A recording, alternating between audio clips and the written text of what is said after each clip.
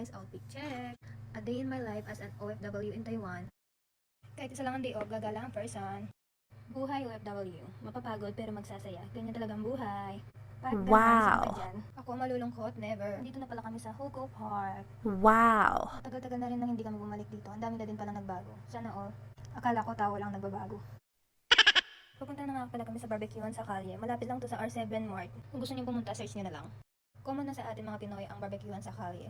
Dito lang yan sa Hugo Sinfeng or Sinfong. Guys, self-service dito. Kaya kung gusto mong pumili ng malalaki o malalaman, pwede kang pumili. Kahit siya, pwede mong piliin. Uy! At ito na nga yung order namin. Parang umaliwalas dito or nanibago lang ako. Ito na yung order namin. Kain na guys.